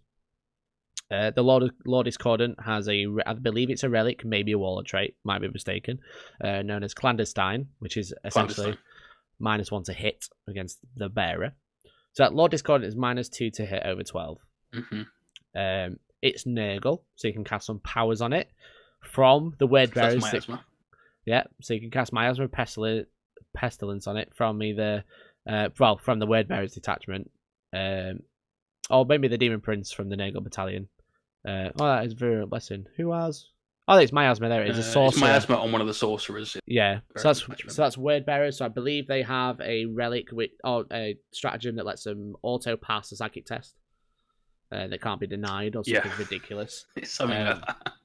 So in that detachment with that stratagem, he has Diabolical Strength, Warp Time, Prescience, and Miasma, and Infernal Gaze. All the really fun stuff. All the ones that you really want to go off and don't want to get denied, he has them in a detachment where you can have them not deny and auto go off. So basically what this list does is you have the Alpha Legion, which are with the Nickel Possessed in, which essentially get concealed every turn. You buff the crap out of them because they're Nurgle. You've got the Master of Possession for Cursed Earth, which is basically +1 invuln. There's a lot of other stuff in there that I actually don't know. There's stuff like Benediction of Darkness, which I believe is probably like some sort of priesty chaplain buff. I'm not 100% sure what that does. But essentially what you have is you have a Lord Discordant that moves super fast. That's really hard to hit because it's like -2 over 12. It's -3 with the psychic power. I'm sure he can make it -4. I'm not 100% sure how. Probably an Alpha Legion shenanigan. That could have been the Benediction. Benediction is another -1. Thank you very much, Dan. Yeah. So there you go. It's Benediction, Miasma, -1 Clandestine, -1 for Alpha Legion at range. That's -4. So you have a Lord Discordant that's -4 to hit and moves super fast, right? Yeah. And then you have a unit of 20 possessed behind it that can't be targeted because of Conceal Strat. They can't be targeted unless they're the closest unit. So you want to kill the Lord Discordant, which you can't hit because it's -4. The only thing that can hit it has to be BS2 or have +1 to hit. It's absolutely crazy. Yeah, you have the Naglings as well. So if the Lord Discordant does go down, then the Naglings are all hiding. They're only annoying. They're quite annoying to kill because they're crap to kill. You know, they've got like 4 wins each, 5+ invulnerable, 5+ if it's only damage 1. That's right. You don't want to put heavy duty shots into there. So they usually have a 5+ ignore damage. And they've got Infiltrate as well. So they're acting as either denial for your stuff to get close to deal with the threats, or just like you said, get in the way so you can't target that other unit. Yeah, exactly. So then he's got 2 Demon Princes, which are nails in combat. You got Lord Discorder, which can't be touched, who's nails in combat, and then you got 20 Possessed, which have a 4+ invuln. They get like Veterans of the Long War. They've got loads of random buffs that they can give themselves. It's just absolutely insane. Yeah, but there's some great strats in that Demonkin Ritualist thing as well. So you know, when they hit, they go through like a knife through butter. It's crazy. That's the sort of list that I'd like to see a lot more. Just not on a table opposite me, because those Disco Lords can go and suck one. Yeah, I know so horrible. It's quite funny because they just literally come out of nowhere. Ashlotter is a closely visible unit, so you can actually play around with terrain. Yeah, for sure. But I mean, a Lord Discordant's quite big, so you can usually get that right in the open and hide, like keep your possessed hidden. But I know Jim Vessel was using this list at the weekend. I believe it was an RTT because I saw a post from Scarcast on Instagram. So he's on the possessed bomb. There was a couple other players. I think it was Vic VJ who was also playing. Vic VJ, yeah, that's right. Yeah, he was also playing in this event. Who got doctor points for painting. So he dropped 10 points as well. So he would have come. Currently, if he would have got painting points and no one else had, he would have come second, which is quite interesting. So Vic actually works about 10 minutes drive from where I live, so Vic, really? I can definitely sort you out. Yeah, because he would have come 1 point. I think, let me just do the maths. It's 10 points. I'd just like to point out that, you know, if you are going to an event, and there are a lot of events now that are having this kind of criteria, where you must have your stuff painted to a certain standard to be able to achieve the right number of points overall. Just making sure you've got things like squad markings on is pretty key and can really influence your standings at an event, Mikey. Yes, exactly. I have, if anyone saw some pictures on Facebook, then I have little squad adapters now, which is really cool. But yeah, why is Nurgle for Possess Bomb? So you can cast Virulent Blessing on it, which is +1 to wound. But also, if you wanted to, you can cast Miasma of Pestilence on it. So another -1 to hit if the Disco Lord did happen to go down, for example. But yeah, that's one of the reasons. I haven't seen the list played, sadly. But I know Nurgle do have a lot of buffs that you can cast or use stratagems with. It does get very, very tasty. Very, very tasty. Yes, Lineage Donkey, I have had my haircut. I had to play around with the lights because I've got a very shiny head right now. The painting problem apparently was 3 colours in base, but does not include the base colours. Yeah, so I know Mike got docked points because one of his colours on his models was black, which didn't count. Yeah. So, yeah. Even if it was it is what it is. But... So anyway. So I think that's a pretty good recap of Caledonian Uprising. I'm gutted I didn't get to go. I'm glad you had fun. I had a great time. And I know you're obviously looking very much forward to your next one, which is in Vegas, baby. Vegas, baby. Yeah, I can't wait, man. I said I've told everybody. I told everybody who's going. I'm like, you do realize I turned 26 on the Thursday before the event. I can't wait. I think you're still a child. Yeah, I am. Because I am a child. I turned 37 before the event. I'm also sharing a room in the casino with Tank, who's also going from Team Hellstorm. Awesome. Alex Harrison, the Dark Horse, and also Manny. So that should be a good laugh in there as well. Brilliant. This is going to echo something that Adam said earlier. One of the best things for me about going to events is seeing your mates that you only get to see like maybe 10, 12 times a year at other events and hanging out with them, getting the beers in and just talking crap for an evening after playing some great games. And gambling. Yeah, Gibraltar was pretty good actually. Exactly, that's the best thing about it. Nice. So yeah, it should be a laugh. But I mean, Vegas, like, it's the first time I've ever gone. It's the biggest event ever for 40k. It's over. I think I was listening to Signals of the Frontline, which is FLG's podcast. Well, one of FLG's podcasts. And Reese said it was over 1,024 players currently, which is insane for one event. They have loads of events there. They have a 40k narrative. They have AOS. They have loads and loads of Fantasy Flight games, all the Star Wars games and stuff like that there. But in the 40k Champions event, it is over 1,000 players. That's insane. Yeah, they usually have loads of dropouts. Absolutely insane. That like every event has 5% dropout before round one. Supposedly after. Yeah, can you imagine that on 1,000 players? Yeah, well, that's 100 players. Well, it's 50 players. Sorry, it's 50, but yeah, 51 players to account for the extra 24 that you've got. Supposedly, I've never been. I watched the numbers drop last time, but supposedly there's a massive drop after round one because if people lose, they're like, okay, I can't make top 8, so I'm just going to go enjoy Vegas, which is fine. But yeah, I can't wait. It should be interesting. I think you asked me a question, which was, how do you think I'll place? And I said I'd love to go 4-1 at worst, but if I go 3-2, I'll change my list. I've been thinking about it a lot because I did go 3-2, which means I'd completely change my list. However, I think I'm going to take a similar list just with some tweaks because I had another list in mind, which I think is very good. I do think maybe it's better than my Imperial Fist, but I wanted to try Fist because I prefer the playstyle. But I decided overall that I wanted to take something that was a little bit more fun for me and less stressful, and I'm just going to go and have fun. Nice. Nice. Well, I think that's definitely a good way to approach the tournament, especially because, like you said, your birthday's around there. It's this massive event. You've never been to Vegas. The shell shock of being there and everything else is going to put you in a little bit of a not a tilt, but it's going to affect your game anyway. So why not just go and have a blast? Yeah, exactly. So I played this list a lot. I've made some changes, which I'll probably go over in the premium community group after list submission, and I'll talk about why I've done them. Nice. But yeah, I'm gonna go and have fun, and if I go 4-2, I'll be super happy. If I get a positive score, Yeah.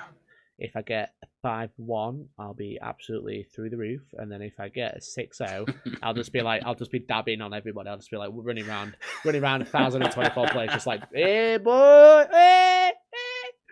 I mean, Brilliant. Well, I look very much forward to seeing my dabbing constantly. If anyone's got any questions for the chat, it's probably the best time to do that.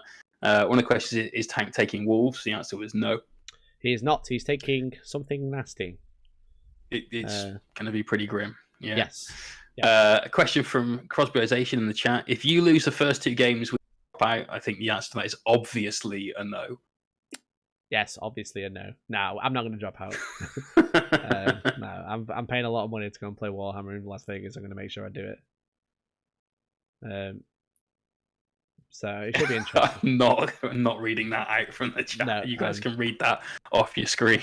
I'm dodging over that one. So, but yeah, I think that's about for the main agenda. I think we are about done. I think so too. Yeah. Okay. So thank you very much for inviting me on your podcast, Mikey. Thank you very much for interviewing me. That was very fun. So we've got a final little segment. Does my new list look like tanks? It did last night. It did most of this morning before I changed my mind again. So it looks it's very similar to what I took to. It's very similar to what I took to Caledonian, but I think the main issue I had in that event was the missions, because it's ETC, so you're playing chapter approved Eternal War and Maelstrom at the same time, and I just can't deal with those missions because they don't work. My list, if I was playing ITC, I kind of sum the maths in my head. Okay, this turn I get kill more, I get hold more, I get kill one, hold one if I was struggling, but I would have maxed out on my secondaries. So I think going with something I know, something I've had fun with, and something different to tank as well, because I think if we both took the same list, it'd just be a bit boring. It also means we can film with it, which is amazing. Hey. No one wants to literally watch a mirror match. But yeah. So, premium group questions. So at the end of every podcast, I'll put the agenda out a couple of days before we record, but I'll we'll be this is basically, if you want to ask any question to me, any question to Jay, any questions for any other Hellstorm members, I'll make sure to get answered. But we have 3 questions from the premium group.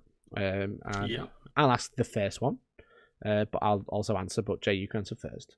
So, I hope you can answer the first one, because my only experience with Sanguinary Guard was painting them. And that wasn't a fun experience. So James asks, on a scale of 1 to sweet merciful flying Terminators of Sanguinius, how scary do you rate new Sanguinary Guard? So Sanguinary Guard took a points drop in chapter approved. They also gained stratagems in Blood of Baal. They gained some awesome stratagems for their bolt guns. So they have Angelus bolt guns. I believe there's a stratagem to reroll wounds. And then there's also a stratagem for the swords to always count as damage 2, which is really, really good. I did see a lot of people running them. Ash Loftus has been in the chat. He came 8th with Blood Angels, and he took quite a few. Nice. Ennis Wilson came 18th. He also used Blood Angels, and he took a lot of Sanguinary Guard. That's right. So Ash used 3 units of 8. 4 Power Fists, 4 Axes, 8 Angelus Bolt Guns. So they're really cheap. So 8 dudes, 2 up save, 2 wounds each, fly, super good in combat. Doctrines now for 232 points. Yeah. Because don't they get the Blood Angels super doctrine is they get their Red Thirst or whatever the basic ability is called, but they also get another buff to it as well. Is it +1 to charge or +1 to something else if they've in the right doctrine? It's interesting. So Ash Loftus is actually in the chat and he just said they're incredible MVP for me. So nice. The chapter tactic for Blood Angels actually got updated. So it used to be +1 to wound. Now it's +1 to wound and +1 to charge, which is really good. That's it. So not only do you have 8-inch charges when you deep strike, there's also a new relic for all units within 3 inches of the bearer. They have one of the Sanguinary Priests has this. It's called Icon of the Angel. So if you have fly, you can re-roll any dice when charging. That's brutal. Yeah, so you have an 8-inch That's charge, so and you good. can reroll one or both dice when you charge, which is amazing. Don't forget as well, they've got that strat from on Golden Light They Come, or no, Descent of Angels, sorry, where you can for 3d6 3d6 to charge as well. So you can Yes. guarantee to make that one almost. So you have 3d6 plus 1 to charge. You have the new litanies, so they have like some insane litanies where you like basically if you roll a wound roll of a 6, you get like AP4, or you have if you roll a 6 to hit, you get extra hits. But also they have their super doctrine, which is the whilst they're in the assault doctrine, so all their weapons get plus 1 AP. But also you get plus 1 attack when you charge, which stacks with shock assault. So when you charge whilst in assault doctrine, you get plus 2 attacks. Nice. Ash Loftus says the base buff just gets plus 1 to charge as well as plus 1 to wound. Just plus 1 to charge and wound, don't forget. The assault doctrine gives you 2 extra attacks for charging and the usual additional AP, which makes even scouts unreal. So yeah, scouts, like combat scouts, you have 1 attack base, you get 2 for charges, you have 3. You have a chainsaw, that's 4, right? The wounding you on 5s or better, and they're AP 1. And that's just a basic dude. And then you got 5 of them. So 17. This is why I quite like the intercessor spam with Blood Angels. Joe Moscadini's running this at the moment. Yeah, he ran that at the GT final, which is also this weekend. That's right, yeah. And you've got like 50 plus intercessors running forward, snapping off shots with bolt guns, and then getting in combat and clubbing you to death with them. Yeah, at bonkers. But yeah, so Ash Loftus said 17 attacks with Bolter and Chainsaw Sergeant, plus 1 to wound, and AP minus 1, which is really good. So yeah, Blood Angels are like really cool. I think they're still relatively new.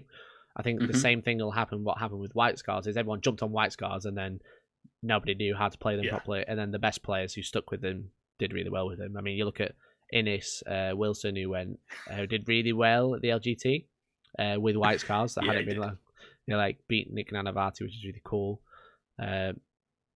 So he did really well with them. He was playing Blood Angels this weekend. He said he still needs to figure a few things out, but he was using Mephiston and an Impulsor with intercessors. He had loads of intercessors, which was really cool. I did think that Innis's list was hilarious because it was Innis, I wish these were White Scars Wilson. Yes. It was the title of his list, which is brilliant. Yeah, exactly. I think he called them Flight Scars for one point as well. Nice.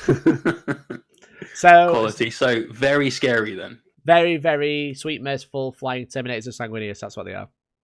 So awesome. 10 out of 10. I think they're really cool. Yeah, it's nice to see a chapter-specific book, not only, and a chapter-specific codex do really well, but that unit as well. It's such a cool unit as well. I mean, Death Company are good. They got loads of buffs, but they just die. Whereas Sanguinary Guard are a little bit tougher. They definitely do. Sangard are awesome. And whilst I didn't necessarily enjoy painting the model because of the winged backpacks, they do look super cool. Yeah. They're a really iconic unit, so that's great. Yeah. Let's move on to the next question. Then we've got Alec Hughes has said, what are your hopes and dreams for the next 6 to 12 months of 40k? Anything bad or broken that you think needs fixing, except Space Marines? Okay, that's going to be a short conversation. In terms of like my hopes and dreams for the next 6 to 12 months, I'd like to see several more armies get the same kind of bump that Marines got. So everything's of a similar power level. I think that would be brilliant. I don't necessarily want to see Marines nerfed at all because they feel like Marines. They absolutely do feel like the fluff. Oh, mate, when I'm really like some other armies to do it. Yeah, when I'm shooting them Stalker bolt rifles and I'm just slaying through stuff, I'm just like, I'm firing rockets, boys. Absolutely. It's just I'm assuming everyone stuff on YouTube. The stuff that guy's done really for me encapsulates what a Space Marine looks and feels like. And they're now playing like that on the tabletop, which is amazing. So I'd love to see other armies brought up to that level. We're seeing some of it. There's some buffs coming out in the Psychic Awakening books and things like that. But for me, that would be my number one for that. What about you, Mikey? Yeah, I totally agree. I think like whilst it felt like Chaos didn't really get anything with their Psychic Awakening, I think they did. It's just more spread out and less obvious. I think I'm liking how that's going. I think once we get into the realms of Psychic Awakening 9 and 10, maybe, I don't know how many there is. It's just, I mean, we're already looking at 4 now because that's going to go on pre-order this weekend. It's announced by Warhammer Community. So once we're up there and everyone, like nearly every army has had a buff, I think it's going to be very interesting. I do feel that before Space Marines, before Space Marines came out, we had a really, really interesting meta. It was dominated mainly by Eldar Flyers, but I think a lot of other armies were doing really well. You had Gene Stealer Cults doing well, and the Flyers and Brain Fart. So you had those two armies doing really well, but it was varied. You had Tau doing well. There you go. It was mostly Tau and Eldar. Okay. So those three armies were doing really cool, which is really nice. What we've had since then, since October, basically when Iron Hands and Imperial Fist were released, Iron Hands and Raven Guard and Salamanders and stuff. What we've had then is we've had a bit of a stale meta for the past few months because the game's been changing so much. But then once we hit October, we saw Space Marines and then nothing changed.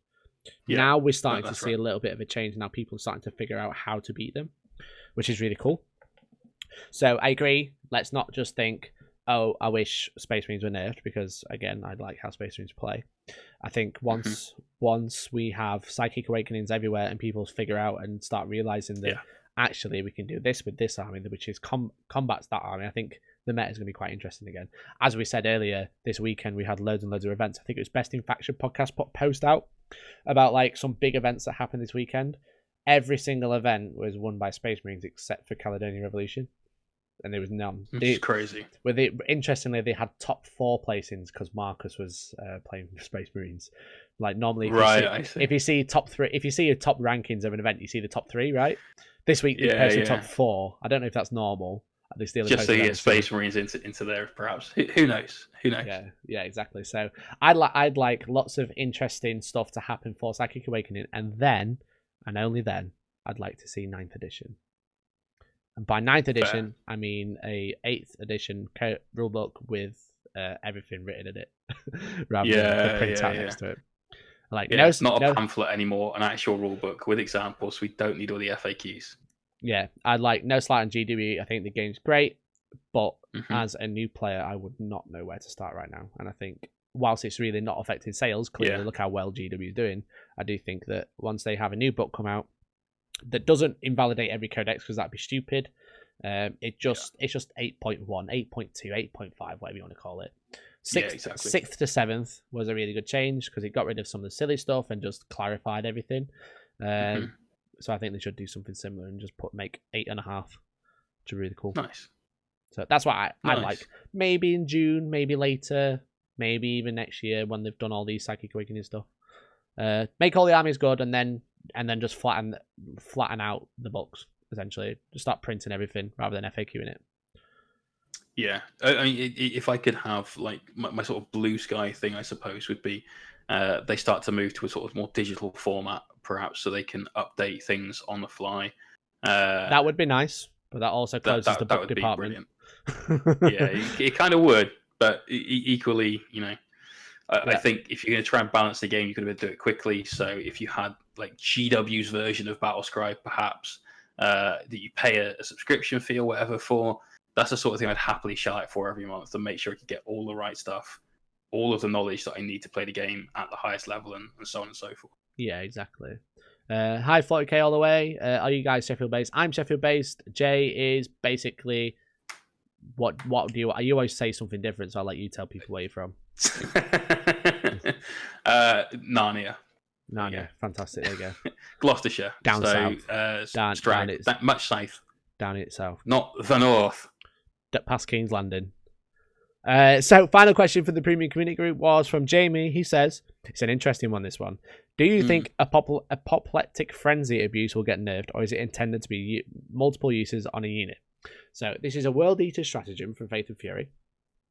It's essentially the same as the forward operatives for Alpha Legion. What it does is when you deploy a unit, you spend a CP on that unit. Before the start of the first battle round, but before the first turn begins, you can move that unit 9 inches. What makes this one interesting? Have you looked into this, Jay? So I know what it is. Yeah. Because it is that you get a free move, and because it is at the start of the battle round, and it's not in a player's turn, you can use a stratagem more than once. So I do that quite a lot with things like Knights of the Cog. But with this one, it doesn't specify you have to choose a different unit, or it can't be affected by a stratagem more than once. Yeah. Which a lot do. Yeah, so the Alpha Legion one, which is written exactly the same, has an extra sentence on the end that says you can only use this stratagem on a unit once per game. However, the World Eaters one does not have that. So technically, if you want to run Triple Brigade, which has 39 CP, you could spend 39 CP on a unit as you deploy it and move it 39 times before the game starts.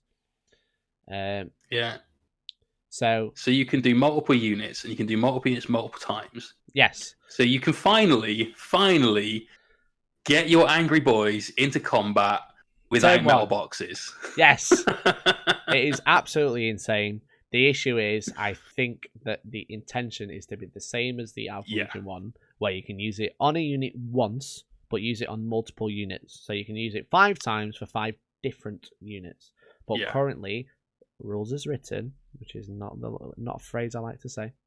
Rules as written, you can currently move one unit as many times as you have CP for. You deploy the unit and say, I'm going to use Apoplectic Frenzy 19 times on this unit. And they go, what? And they go, just wait. And then, because the restriction is you have to stay more than 9 inches away from enemy models. Not deployment zone, like some of the stratagems now. So you can really wrap in around them as well. So because I don't think they needed to write you can't go 9 inches away from deployment zone, because 9 inches away from a deployment zone is usually halfway across the board, if that. Yeah, there's only one deployment map that would come into effect on, which is the quarters one. Well, you still be in the center. Where with a move, you because of the angle on the one corner around the locus in the middle, you can just get close enough. Yeah. So, but I genuinely hope they don't they don't change this, and they let you do it as many times as you want on as many units as you want. Yeah, because you could just keep moving 9 around. Let's say your opponent's got one model and it's a Space Marine. Let's just say, and it's on a 32 mil base against your 3 units of Khorne Berserkers. Or Brigade of Berserkers. Let's say we're playing power level. Okay, whatever. You've got so they've got Bobby G. You've got 50 command points on your Khorne Berserkers, and the other guy's got 1 Space Marine captain who's got a Stalker Bolt rifle that's damage 5 against a vehicle. That's because that sounds like a fair game. What you could do is you can spend 5 CP on each unit of Khorne Berserkers and move them. What's 5 times 9? It's 45 inches. You can move 45 inches before the game starts. You could essentially wrap this model 9 inches away, but you could wrap this model with your units before the game starts. Which is it's just insane. It's just absolutely insane. Absolutely, but I think it's fine. It's not because at the end of the day, no, it's fine because you've got to put in a massive command point investment to get, say, 2 units of Berserkers up there. Yeah. And they're not game breaking. No, they're not. They've got to be dealt with. And sure, if you're playing like a guard tank line and you've deployed badly and everything else, then sure, it's not great for you. But equally, I think it would be brilliant if they just kept this as is. Yeah, it's just until Angron's released, and then you don't want a World Eaters infantry unit anywhere near you, I'd imagine. Yeah, exactly. This is after the siege roll, but before the first turn, so you know you're going first or second. So your opponent who goes first with all your Khorne Berserkers can just spam these up. So I believe it should be 1 use only, but currently it is not. I'd be interested to see if it comes up at LVO. That would be quite interesting. Maybe. So that answered the first part of the question. Personal preference aside, where would you like to see the meta shift this year? We kind of answered that one. The meta shift, I'd like to see more armies at the top rather than just Space Marines, but I'd like power levels to go up rather than Space Marines to come down. Yes. And I'd like Imperial Knights to be the strongest codex, please. Yeah, exactly. Wish list. You just missed the Christmas wish list. Selfishly. Yes, exactly. So that's the end of the podcast. A little bit of a long one, almost 2 hours this time. But hopefully next week it'll be shorter but more concise. We had a lot to cover, obviously, because it's the first episode. It's the first time we've done it. So if you have any feedback, then do let us know either in the comments on YouTube, which will be put on YouTube pretty much straight away. Just need to cut the beginning bit, basically. Or you can message me or Jay directly, because Jay is going to be a regular co-host. That's right. So Jay is I suppose, an affiliate of Hellstorm Wargaming now. Would you like to say you were that? We can go with that. Yeah. An affiliate. There we go. If you'd like to follow our podcast, if you want to listen to it back, if you missed a bit, if you came late, you can listen to it on iTunes, Spotify, SoundCloud, and now Podbean. Links can be found in the agenda in the YouTube description, or you can just search Hellstorm Wargaming Podcast and it should come up. You can follow me on Twitter at Hellstorm_Mikey, or you can follow me on Instagram at Hellstorm Wargaming. You can also follow Jay at Mohawk Miniatures on pretty much anything. Facebook, which I never check, so please don't message me there. Instagram and on Twitch as well. We stream 3 nights a week, Monday, Thursday, and Sunday, 9 o'clock UK time, where we do some painting. Exactly. There you go. So you can tune into Jay's painting streams, and also then you got like a podcast on Monday. You get Jay painting every other day. Then you get a nice weekend to chill, play Warhammer, or just chill out, and then you get to listen to another podcast, which would be really cool. So happy days. There you go. If you want to join the conversation, then you can join into the Hellstorm Premium Community Group, where you'll be able to get your questions answered at the end of the stream, like we just did for Jamie, James, and Alec. You can join that by joining Hellstorm Premium or Hellstorm on Patreon. As that's 2 ways you can support the podcast. We do extra battle reports. I appreciate that I haven't released a battle report in a little bit of time. However, I'm the only editor, and also I'm currently painting for LVO, so you're going to get some spicy stuff just around LVO. And we will be taking my camera, and I have a very special guest lined up. If you want to support the podcast, you can support Jay directly by subscribing on his Twitch, on one of his painting streams, or just go and say hello and make sure you tune into that. Is there anything else? Is there anything else to add, Jay? I don't think so. I just hope you guys have enjoyed the podcast. It was brilliant being back here, talking to Mikey. Can't wait to do it again next week, where we'll be talking about the LVO. Yes, thank you very much, Jay. Again, so make sure you tune in next week, 7:30 Monday night. You're gonna have a podcast to listen to every Monday night, hopefully. All being well. DJ Side just subscribed on Twitch. Thank you very much, man. Resub for 12 months. Happy birthday to the Twitch subscription. Sadly, no sound on the alerts because we're recording this for a podcast.